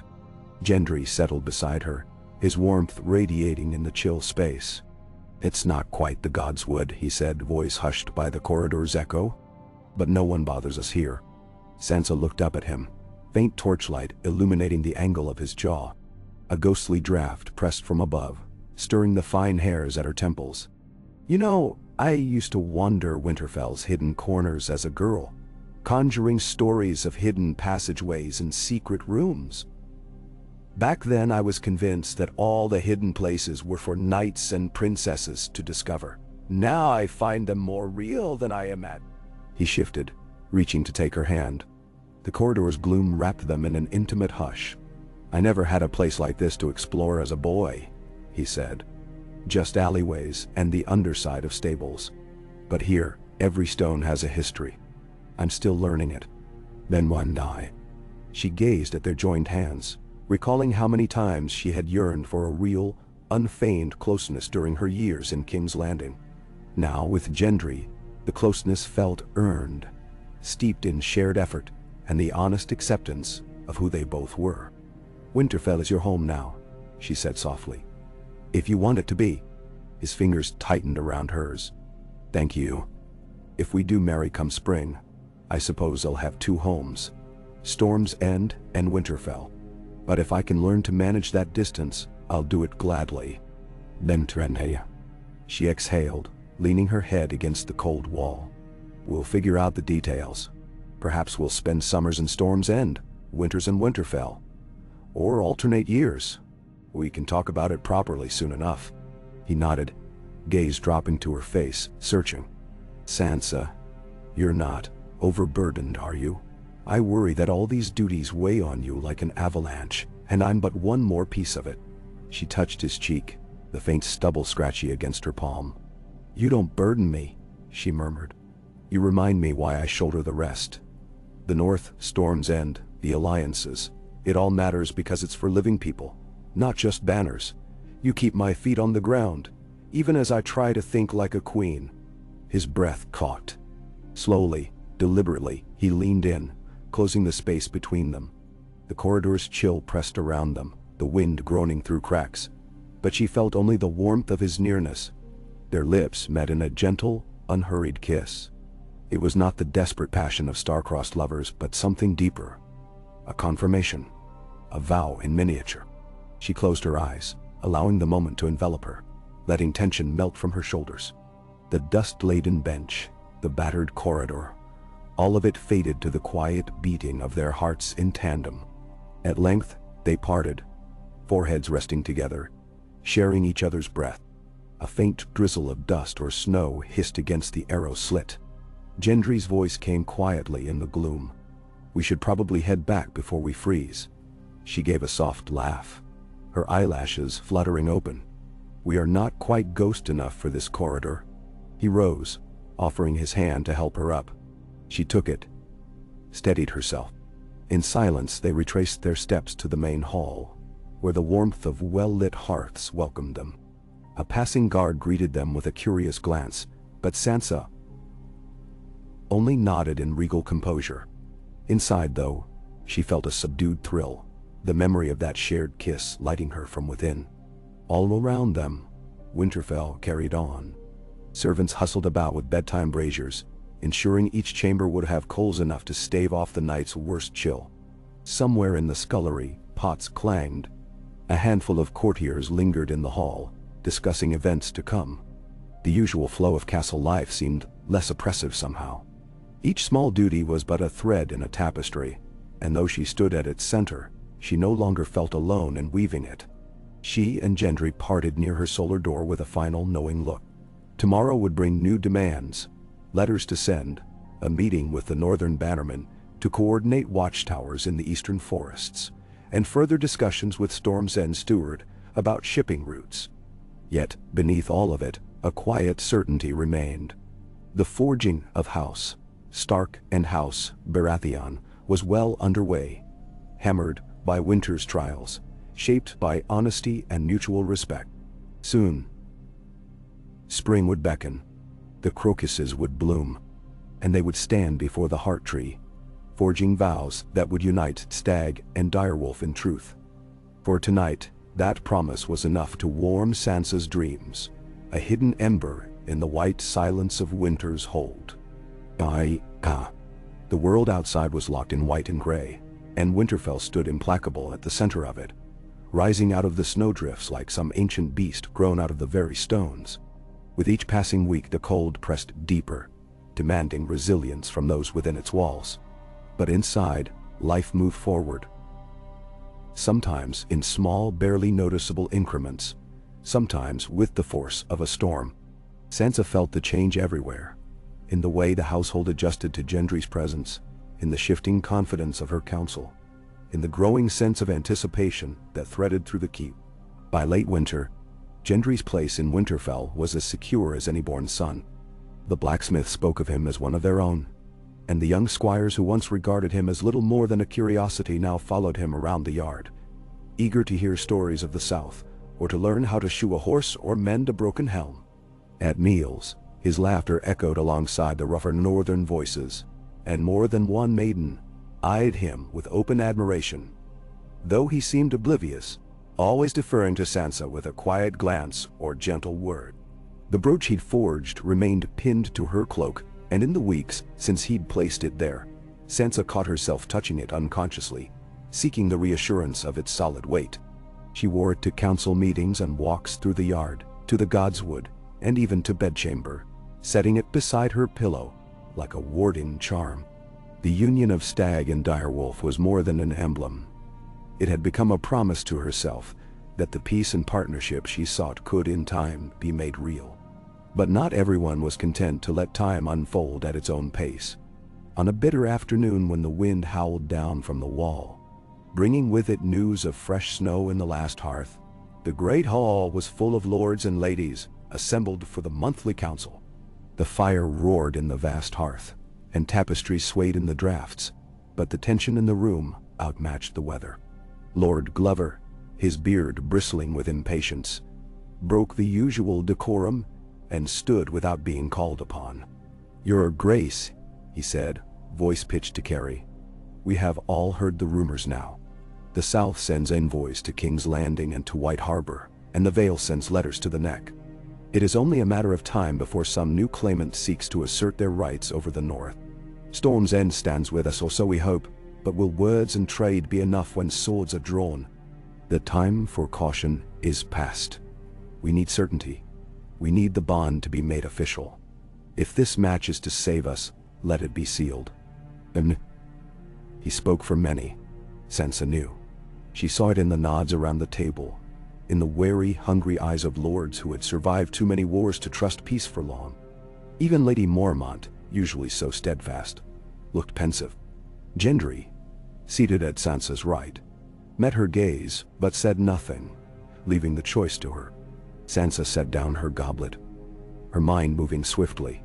She knew well the perils of haste, but also the dangers of indecision. The North was watching her. So too was the rest of the realm. She rose. "The North endures because we are patient and because we are strong," she said, letting her voice fill the hall. "But patience cannot become fear, and strength without unity is brittle. You ask for certainty. I offer you honesty. Lord Baratheon and I agreed to test this bond through the winter. It is nearly spent now. The crocuses will soon bloom, and with them, the time to decide will come. I give you my word that when the Godswood thaws, we will stand beneath the heart tree and speak what must be spoken, for the good of both our houses and the good of the realm." Then she paused, letting the promise hang in the air. "But let no one doubt that this alliance will be forged not in haste, nor for the sake of mere appearances. It will be forged in trust, in mutual labor, in the slow, hard work of healing the realm. I ask you to stand with me a little longer. We will not be rushed by rumor or fear. You and—" A hush fell over the table. Lord Glover bowed his head, conceding her authority, and the others followed. Lady Mormont caught Sansa's eye and nodded once sharply. Gendry let out a silent breath, his shoulders relaxing. After the council broke, he lingered as the lords departed, then caught Sansa's hand in the shadow of a pillar. "You spoke well," he said, voice pitched low. "You turned aside their impatience without slighting their worry." Sansa squeezed his fingers. "It grows harder each month. I understand their fears. Sometimes I fear them myself." "Now?" He hesitated. "If you want to move sooner, say so. I'll stand with you." But she shook her head. "No. I will not be bullied by my own bannermen, nor by the South. Let them see that patience is its own strength." They slipped away together into the inner ward, past snow-shrouded statues and beneath ancient arches. The world felt quieter there, insulated from the worries of council and realm. Gendry paused beneath the boughs of a bare oak, brushing a drift of snow from the trunk. "I spoke to Maester Walken this morning," he said. "He showed me letters from the Riverlands. Edmure Tully says the Trident is open again, but bandits still haunt the western shore. If we want to send shipments of iron or timber south, it will need armed escort." Sansa nodded. "We have men to spare. And I think we should send a Stark as well. Not just a captain, but someone the Riverlords will trust." He raised a brow. "Who?" She considered. "Perhaps John Umber. He is young, but the Umbers have always been loyal. And his father died bravely in the Long Night. If the Riverlands see House Umber standing with the Starks and Baratheons, it will ease old fears." "No?" Gendry smiled. "You think like a smith. Every strike matters. The angle, the timing. One misplaced blow, and the whole blade warps." Sansa laughed, a sound that surprised her as much as him. "Perhaps you think like a queen. Always planning 2 moves ahead." He ducked his head, embarrassed. "If so, it's your teaching." The cold deepened as dusk fell, the last rays of sun limning the battlements with a sullen fire. Sansa felt the ache of weariness in her bones, but also a keen awareness of what she was shaping.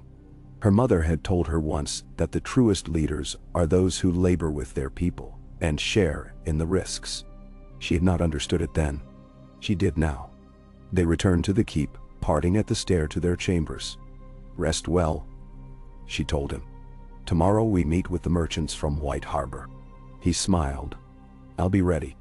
That night, sleep did not come easily.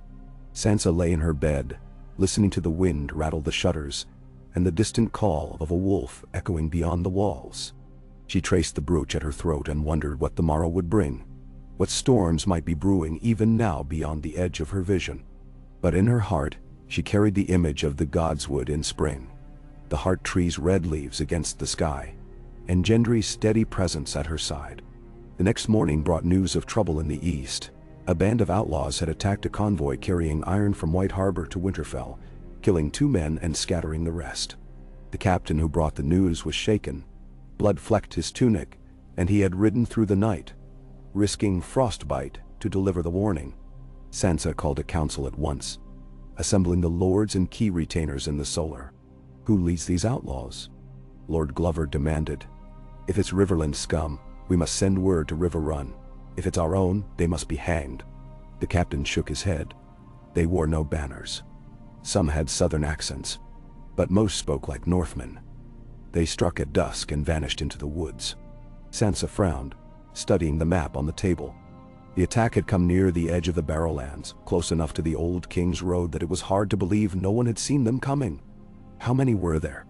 20, maybe more, mounted, well-armed. Gendry, arms folded, leaned over the map. This wasn't a random attack. Someone planned it. Lady Mormont's eyes flashed. "We should send riders after them. Show them the North does not forgive banditry." Sansa agreed, but her mind was working through the puzzle. Let's not act rashly. If they're Northmen, what drives them? Desperation or something more? If they're outsiders, who brought them here? Now, Lord Glover scowled. "We can't wait. The men who lost kin will want justice." Sansa raised a hand, silencing further argument. "We'll send riders, men who know the land. And we'll offer a pardon to any who lay down arms and come forward. There's no need to make more enemies than we must." Gendry nodded approval. "Sometimes a pardon brings out those who want a way back. The rest we hunt." The decision made, The council dispersed. Sansa caught Gendry's eye as the others departed. "Will you go with them?" she asked. He shook his head. "You'll need me here for the meeting with White Harbor, but I'll talk to the men before they leave." A little encouragement from a smith-turned-lord might do more than any order. She smiled her gratitude, then turned to the next task, the endless cycle of rule, requiring strength and humility, mercy and steel. As the day wore on, she met with merchants from White Harbor, negotiated grain prices with Maester Wolkan, heard a petition from a group of freedmen seeking to settle in Wintertown, and consulted with the steward of Storm's End about shipping schedules. Each task demanded a different version of herself. Queen, diplomat, judge, friend. Gendry, for his part, handled the yard with easy competence, instructing the smiths, reviewing the new hoista's progress, and meeting with John Umber to plan the escort south. In the afternoon, he joined Sansa in the solar for a brief respite, sharing a mug of hot cider and a crust of bread. "Sometimes I think the work will never end," he confessed, flexing his sore fingers. "But then, I remember what it was like before. The endless uncertainty, never knowing if I'd have enough to eat, or someone would turn me in for a bounty." Sansa touched his hand, smiling. "Now you build things, you leave your mark. That is no small thing." He squeezed her fingers. "It's easier with you beside me." They sat together in companionable silence, watching the fire die down to embers. Outside, the snow continued to fall, blanketing the world in silence and promise. With the days growing longer, the keep took on a new rhythm. Each morning, Sansa rose early, walking the walls before the others awoke, feeling the world slowly emerge from winter's grip. The first hints of thaw were in the air, a softness beneath the hard crust of ice, a change in the light. She found herself looking forward to spring, not just for what it would bring to the land, but for what it would mean for her and Gendry. The North's need for allies had never been greater. Messages arrived from the Vale, Lord Royce reporting disturbances in the mountains, grumbling among the lesser lords. From the Riverlands, Edmure Tully wrote of bandits routed and new villages founded on the ruins of old. From the Stormlands, Lady Karen sent word that Tarth's mines were opening again, and that shipments of tin and copper would soon be ready for trade. Even from the far south, a cautious letter came from Samwell Tarly, offering congratulations and a warning: stability is the rarest of treasures now. Guard it as you would a crown. Rumors of the coming wedding had reached every corner of the realm. Some lords welcomed the alliance as a sign of hope. Others muttered about new power rising, about threats to old claims. Sansa ignored the grumbling, focusing instead on the practical work before her. One morning as she crossed the yard, she saw Gendry teaching a group of young men to shape iron nails.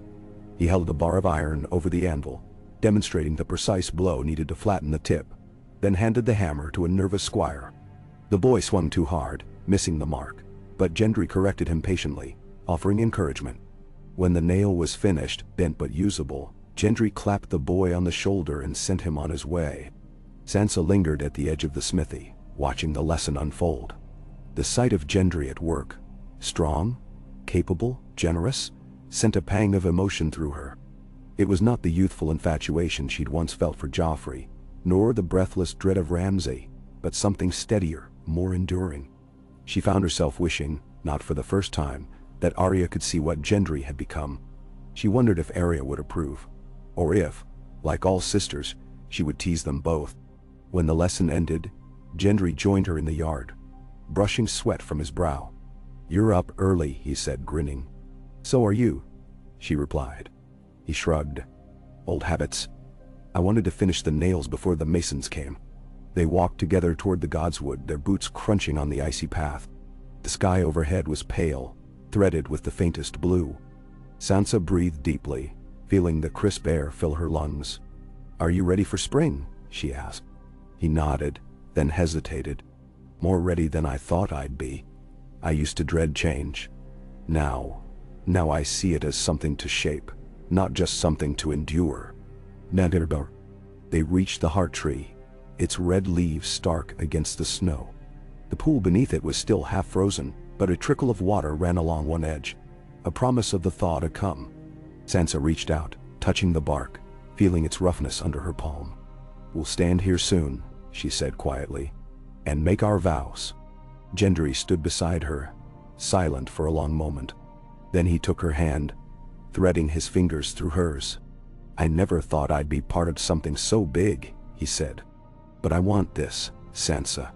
I want you, and whatever comes with you." "Down." She leaned her head against his shoulder, closing her eyes. "Then let it come." As the days passed, preparations for the wedding gathered pace. The keep buzzed with activity, seamstresses working day and night to finish new banners, cooks experimenting with early preserves, masons polishing the stonework along the Godswood path. Maester Walken oversaw the sending of invitations to every corner of the North and Stormlands, and even beyond. Edmure Tully at River Run, Samwell Tarly at Horn Hill, Yara Greyjoy at Pike, Lady Karen and Sir Harris at Storm's End, and a formal missive to King Bran in King's Landing. No one expected the king to come, but Sansa would not slight her brother by omission. Some lords grumbled at the cost. Winterfell was still rebuilding after all. But Sansa insisted that the event be marked by generosity, not stinginess. "The North remembers hardship," she told them. "Let us show that we also remember kindness." With the last of winter's grip slackening, small caravans began to arrive. Stormlanders bringing barrels of spiced wine, barrels of salt fish from White Harbor, sweet meats from the Vale, and bolts of fine wool from Baratheon. The keep filled with guests. Some expected, some not. Lady Mormont arrived with half her island behind her. Lord Glover brought his sons and a retinue of spearmen. From the far north came Alice Karstark, bearing the white sunburst of her house. And from the south, a delegation from Horn Hill, led by a proud and nervous Samwell Tarly. Gendry met Sam with genuine warmth, clapping him on the back and dragging him to the forges to see the new work underway. Sansa greeted Sam with a quiet smile and inquired after Gilly and their children. Sam, embarrassed as always, stammered through his answers, but she sensed his pride. The night before the wedding, a great feast was held in the hall. The air was thick with laughter, the clatter of cups and plates, the scent of roasting meat and mulled wine. Minstrels played old northern tunes, and the younger folk danced. Gendry, caught between Stormland and North, was pulled into a drinking contest by Lord Glover, then rescued by Lady Mormont, who demanded a turn at the gaming tables. Sansa moved among her guests with grace, exchanging words with lords and ladies, seeing to old grievances and new alliances alike. At one point, she caught Gendry's eye across the room, and he smiled at her. Simple, open, honest. She smiled back, her heart light. When the hour grew late and the guests began to drift away, Sansa slipped from the hall, seeking quiet before the day to come. She found herself in the Godswood, the heart tree standing silent beneath the stars. The air was cold but not biting. The snow had melted from the ground, and small buds clung to the branches overhead. She stood there for a long while, letting the quiet fill her. When footsteps approached, she did not turn. She knew them by heart. Gendry stopped beside her, silent for a time. Then he spoke, voice barely above a whisper. "Do you ever wonder what your parents would say if they could see you now?" She smiled, eyes brimming with tears that did not fall. "I think my father would say I was too cautious. My mother would worry I was not cautious enough. But I think they would be proud. Not because I am queen, but because I have done what I thought right, not just what others demanded." He nodded, moving closer. "You've built something here, Sansa. Not just a castle or a title. A place people want to call home. I hope I can help you keep it safe." "Sir." She turned, looking up at him, her face illuminated by moonlight. "You already have." He bent and kissed her, slow and soft. The Godswood silent witness. The promise was there, in the taste of his lips and the strength of his arms. What had been forged in hardship and trust, not in the rush of politics or the hunger for power. She let herself rest in that certainty, if only for a moment. The day of the wedding dawned cold and clear, with a sky the color of polished steel. The yard bustled with preparations, benches set out in the Godswood, banners hung from every wall, tables groaning with food and drink. Guests gathered in the courtyard, their voices a mix of northern burr and southern lilt. The air was alive with anticipation. Sansa dressed in silence, attended by her maids. Her gown was simple, the blue of the winter sky, trimmed with silver and embroidered with a pattern of direwolves and stags. Her hair was braided in the northern style, with a single silver pin, a gift from Arya, sent with a rare and characteristically brief letter. "Don't let him talk you into naming a child after a horse." Sansa had laughed aloud and tucked the letter into her bodice. When she emerged, the crowd fell silent. Lords and ladies bowed as she passed, and she nodded in return, her heart pounding with a strange mixture of fear and joy. Gendry waited for her by the heart tree, flanked by Samwell and Lady Mormont, both serving as witnesses. The heart tree's red leaves shivered in the breeze, and the sun broke through the clouds, bathing the godswood in pale gold. The ceremony was brief, in the old northern way. They clasped hands beneath the heart tree, reciting vows that bound not just themselves, but their houses, their people, their futures.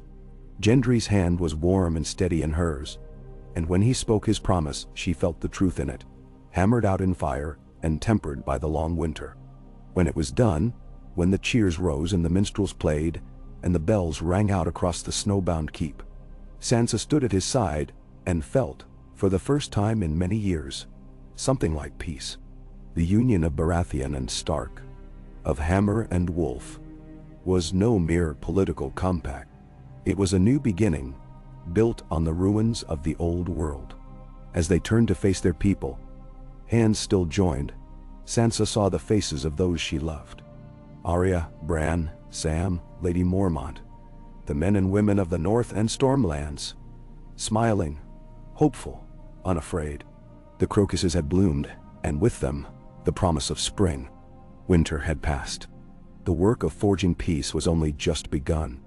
But for this moment, in the heart of Winterfell, surrounded by friends and family, and the promise of tomorrow, Sansa Stark and Gendry Baratheon were home. New. Continue the story 5,000 words or more. No subtitles. Write narrative script only. No subtitles. Call. Wow. Continue the story 5,000 words or more. No subtitles. Write narrative script only. No subtitles. Well. Continue the story 5,000 words or more. No subtitles. Write narrative script only. No subtitles.